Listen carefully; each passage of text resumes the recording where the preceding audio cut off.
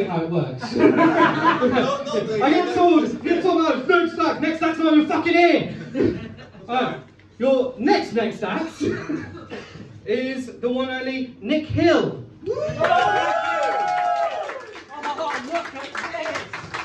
Well, that was unexpected, wasn't it? This is nice. I'm so fucking glad I made the decision to wear all black tonight. Great, isn't it?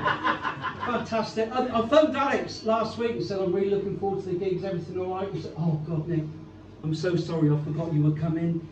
I've done the poster. Your name's not on the poster. Your face is not on the poster." Well, I'm 63. I don't give a fuck. I've got far more important things to worry about than that. I've got to be honest. And tonight, I feel like I've stumbled into some sort of underground youth club where you're transitioning from the youth to sort of adults. I mean, this table here, you've got two people who fix things, an IT person who just turns things on and off. We've got somebody down here who clearly hasn't dressed for the fucking weather.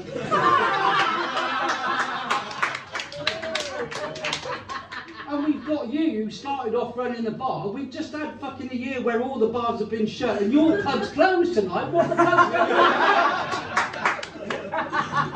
Happy days. And table at the back. No, you've just been ignored, haven't you? You all right down there? You okay? Yeah, just... You look very dark down there, but then so does everybody, don't they? So I like to start most gigs by addressing the elephant in the room. I've got to be honest, at the charity fundraiser I did for Simon World last week, that didn't go down so well, but I was referring to my height. You must have noticed I'm not particularly tall. I know this because I'm reminded of it.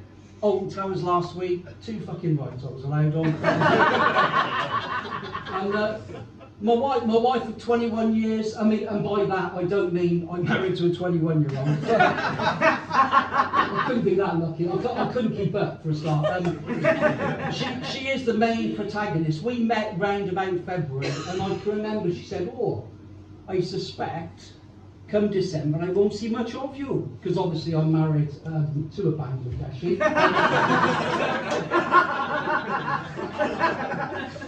So I said, "What's happening, love?" She said, "Well, you'll be busy with your other woman, won't you?" Now, some of you might be slightly ahead of me. I said, "Who's that?" She said, "Snow White." But we've been through the same routine for the last 21 years. We've been through the same routine. She goes up to bed, I come up to bed. "Have you turned the TV off?" "Yes." "At the wall?" "Yes." Because she's one of these women who think unless you turn the TV off at the wall, it's going to burst into flames in the middle of the night. "Yes, I've turned it off at the wall." "Have you locked the back door?" "Yes." "Have you locked the front door?" "Yes." "At the bottom?" "Yes." "At the top?" "No."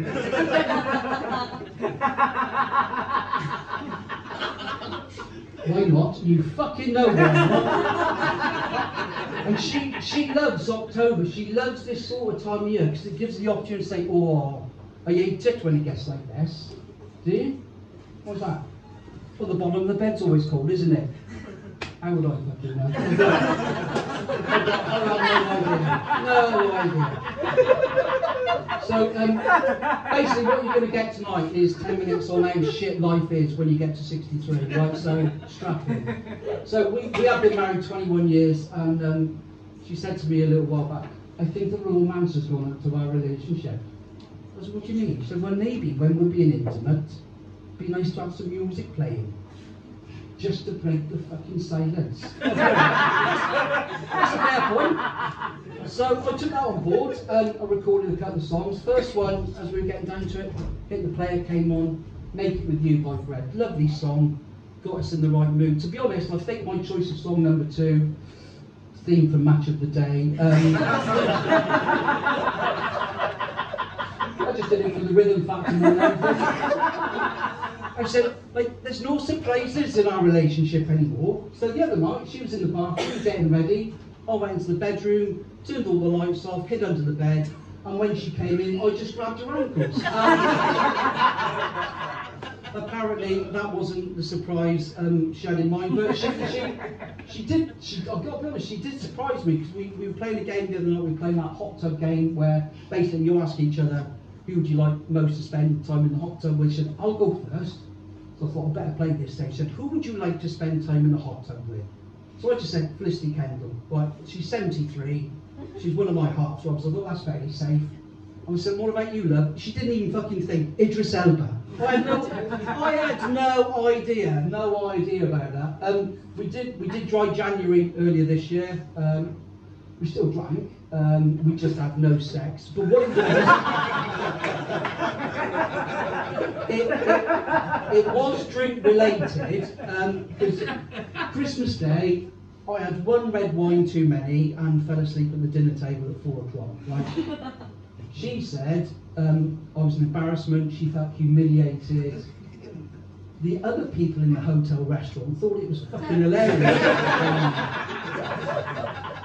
But she, just before Christmas, she did come up with another surprise. She said, you have remembered you're picking me up from my work school tomorrow, haven't you? Now that did come as a surprise, because she's self-employed and works from home. I said, no, that's fine, that's fine. So I picked her up at the allocated time, she got in, and all I said was, have you had a nice time? Are you saying I'm drunk? Oh, okay, no, but clearly you've had a drink, haven't you? Nothing for 5 minutes. She didn't say a word. And then I got that. I don't think you love me. Oh, for fuck's sake. Don't start this shit. Every time you have a drink. I don't think you love me, and I don't think you've ever loved me. I do love you, and I've always loved you. Right, you're going to prove it. How am I going to do that? She said, you're going to get on top of me now in this car, and you're going to give me the best shank I've ever had. I said, well, that's not going to happen. She said, give me one good reason why not. I said, I'll give you 3. She said, go on then, smart ass. That's right. Number 1, it's fucking 4 o'clock in the afternoon.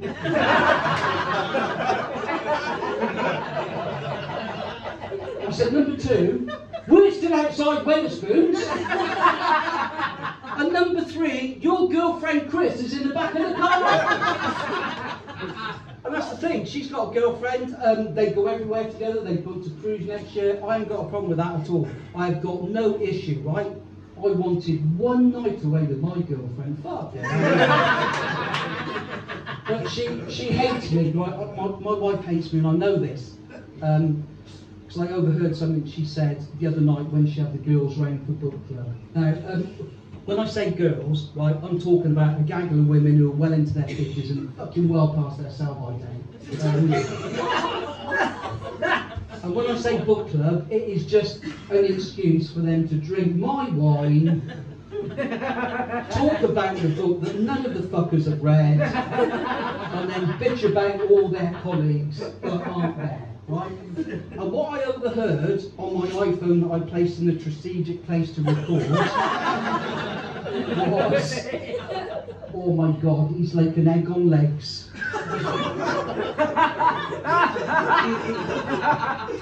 You are laughing fucking far too much. Thank you. He's like an egg on legs and he disgusts me. And I thought, that's quite harsh, so I need to do something about this. So I joined Slimming World, right? I joined, and I went along because it was 2 minutes away at a local infant school. And I didn't really know what to expect. I wasn't the only one there. There were some other newbies, and we just stood chatting. And this one lady said, "Is your name Nick?" "Yeah." And then she said those 6 words that no bloke wants to hear. "You don't remember me, do you?" And I'm thinking, oh, for fuck's sake.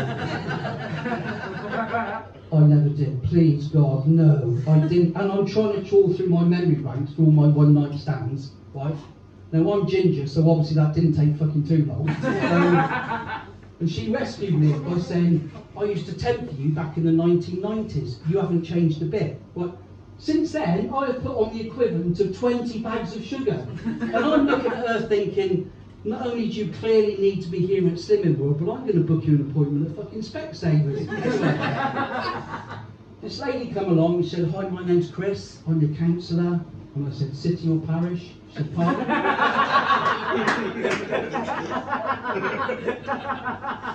I said, city or parish, councillor. I was just trying to be funny. She said, you failed. That's not the first time I've been put down. I went to the VW garage last year. I was thinking of buying a new car and went in, and they had this lovely Polo in there and this burnt orange colour. And the receptionist came up and said, do you like the colour? I said, I do. She said, I call it a Marmite colour.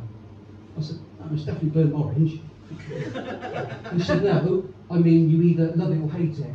I said, yeah, I know. I'm a comedian, I was just making a joke, so I bet you don't get many gigs, which I thought was fucking to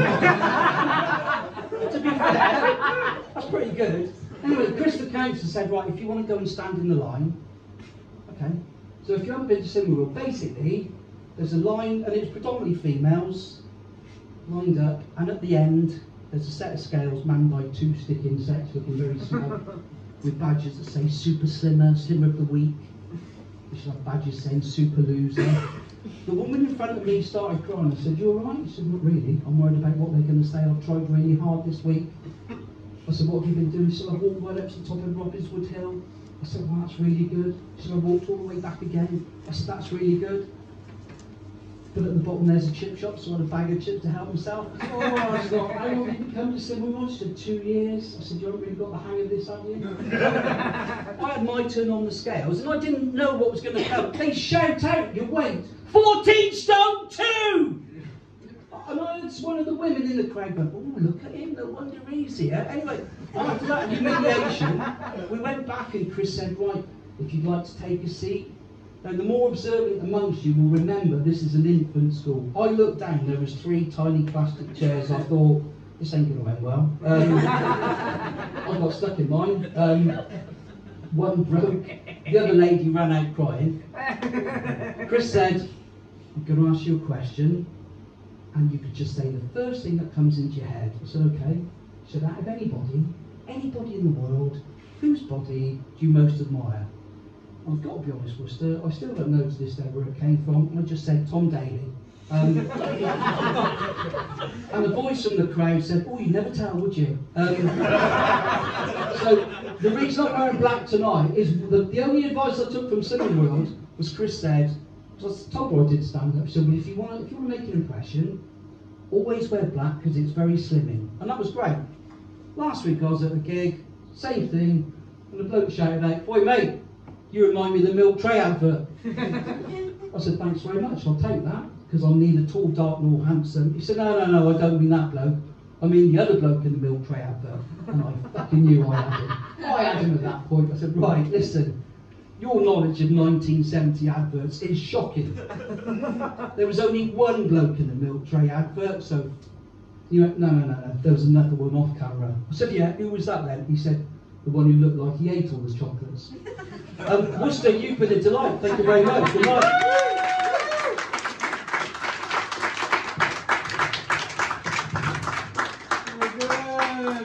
Ladies and gentlemen, no applause for Nik Hill over there.